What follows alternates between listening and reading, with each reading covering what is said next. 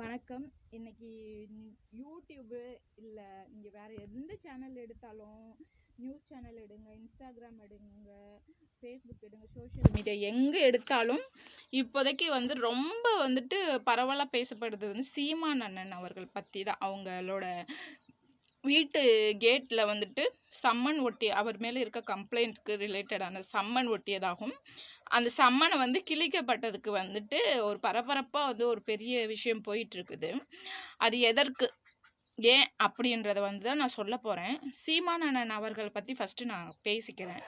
சீமான் அண்ணன் அவர்கள் இப்போ பாலிடிக்ஸ்னாலே அது முன்னாடி பாலிடிக்ஸ்னாலே ஓரளவுக்கு பெரியவங்க ரிலேட்டட் தான் அந்த பாலிடிக்ஸ் அப்படின்ற ஒரு ஸ்டேஜில் இருந்தப்ப சீமான் அண்ணன் அவர்கள் பேச்சால் இளைஞர்கள் ஈர்க்கப்பட்டாங்க.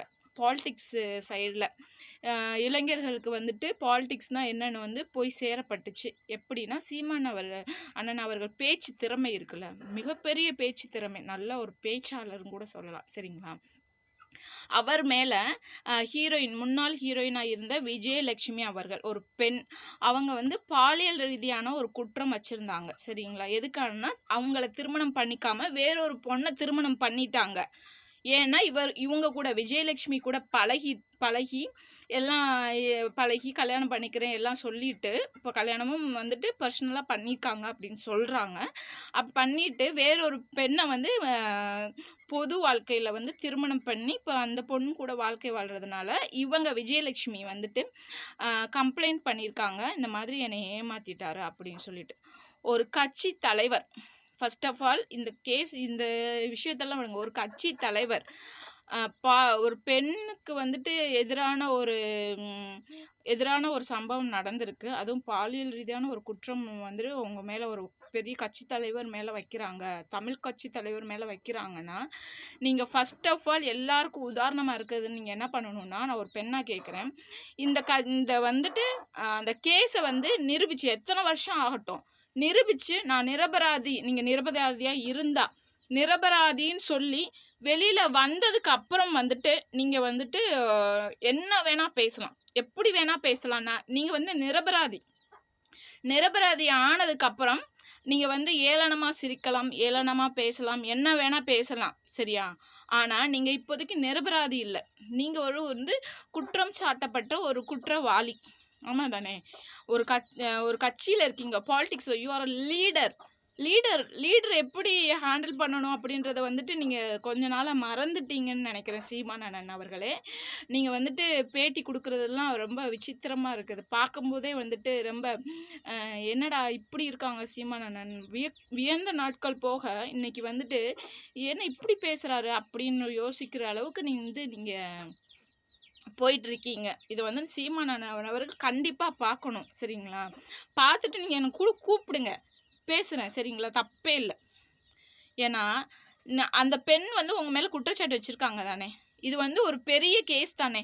ஒரு பெண் குற்றச்சாட்டு வச்சுருக்காங்கன்னா, நீங்கள் உங்களுக்கு இன்னைக்கு வர சொல்லியிருக்காங்க, ஆஜராக வர சொல்லியிருக்காங்கன்னா, நீங்கள் அன்றைக்கி போகணும். நீங்களே சட்டத்தை மதிக்கலேட்டி நீங்கள் எதுக்காக போராடுறீங்க, எதுக்காக கட்சி நடத்துகிறீங்க, என்ன அடிப்படை கொள்கை உங்களுக்கு சொல்லுங்கள். நீங்களே சட்டத்தை மதிக்கலேட்டி உங்கள் பின்னாடி இருக்க ஒவ்வொருவரும், நாங்களே இருக்கோன்னு வச்சுக்கோங்க, நானே இருக்கேன்னு வச்சுங்களேன், எப்படி நாங்கள் மதிக்க போவோம் சொல்லுங்கள்.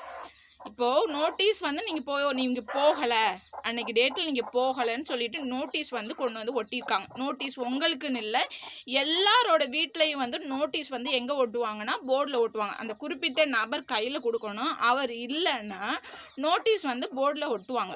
ஏன்னா அந்த நம்பர் தெரிஞ்சுக்கணுங்கிறதுக்காக. ஏன்னா அவர் இல்லை, என்ன சொல்லுவாங்கன்னா, அவர் இல்லை, அவரால் ரிசீவ் பண்ண முடியாது அப்படின்னு சொல்லி அதை ஒரு வேறு மாதிரி திருப்பி விட்ருவாங்கன்னு சொல்லிட்டு அவர் வரும்போது அந்த நோட்டீஸ் போர்டை பார்க்கட்டும்னு சொல்லிட்டு அந்த நோட்டீஸ் போர்டை ஒட்டுவாங்க. ஒட்டுறது முறையான செயல். ஆனால் இதை திட்டமிட்டதாக சொல்கிறாங்க. திட்டமிட்டதுன்னா அது எப்படி சீமான் அண்ணன் அவர்கள் வீட்டில் உள்ளவங்க கிழிப்பாங்க? போலீஸாரெலாம் திட்டமிட்டதுன்னு சொல்கிறாங்களே. திட்டமிட்டதுன்னா அதில் நீங்களும் இன்க்ளூடடா? இல்லை, நீங்கள் கிழிச்சிருக்கீங்க. அதுக்கு ஒரு பதில் சொல்கிறாங்க. சீமான் அண்ணன் அவர்கள் மனைவி என்ன சொல்கிறாங்கன்னா, நான் படிக்கிறதுக்காக கிழிச்சிட்டு வர சொன்னேன். படிக்கிறதுக்காக கிழிச்சிட்டு வர்றது எப்படி? வார்த்தைகளே தெரியாமையா, லெட்டர்ஸே தெரியாமையா, என்ன எழுதியிருக்குன்னே தெரியாமல் எல்லாம் கிழிச்சு அப்படியே கொதற கிழிச்சாலும் அவங்க ஒன்றா சேர்த்து படிச்சுருவாங்களா? சி பெரிய தலைவரோட மகள், பெரிய தலைவரோட மனைவி, மக்கள் எதிர பேசுறீங்க. உண்மையே பேசலாம். கண்டிப்பா உண்மைய பேசலாம். ஒரு ஆண் குற்றம் செய்தாங்கன்னா, அந்த குற்றத்த நிரூபிச்சுட்டு, அந்த ஆண் பின்னாடி ஒரு பெண் நிக்கணும். என்னோட கணவர் குற்றமில்லா ஒருவர்ன்னு நிரூபிக்கப்பட்டு விட்டார் என்று. ஆனா, நீங்க முன்னாடி ஒரு நாள் பேட்டி குடுத்தீங்க உங்க ஹஸ்பண்ட் கூட. இத ஒரு இதாவே நான் பெருசாவே எடுத்துக்கல அப்படின்ட்டு. அதுக்கு உங்க கணவர் கேட்குறாரு, "போயும் போய் இவளா கிடைச்சா உனக்கு பழக" அப்படின்ட்டு. ஒரு மீடியால வந்துட்டு ஒரு ஒரு ஒரு என்னன்னா, ஒரு ஏளனமா சிரிக்கிறீங்க. அந்த அளவுக்கு இது வந்து ஒரு சீப்பான ஒரு கேஸா சொல்லுங்க? ஒரு பெண் ஏமாந்து தன் வாழ்க்கையே இழந்து, இன்ன வரைக்கும் ஒரு வாழ்க்கை இல்ல, வாழ்க்கை துணை இல்லாம தனியா போராடிட்டு இருக்காங்க. இதுக்காக ஒரு வாழ்க்கைக்காக நீங்க ஏமாத்திருக்கீங்க. ஒரு பொண்ணோட லைஃபயே அழிச்சிருக்கீங்க. அவங்க பின்னாடி ஒரு ஆண் பின்னாடி ஒரு பெண் இருந்து, இன்னொரு பெண்ணுக்கு எதிரியா நிக்கிறீங்க. எதனால? உங்க கணவர் வந்து விஜயலட்சுமிக்கு வந்துட்டு இந்த மாதிரி இல்ல.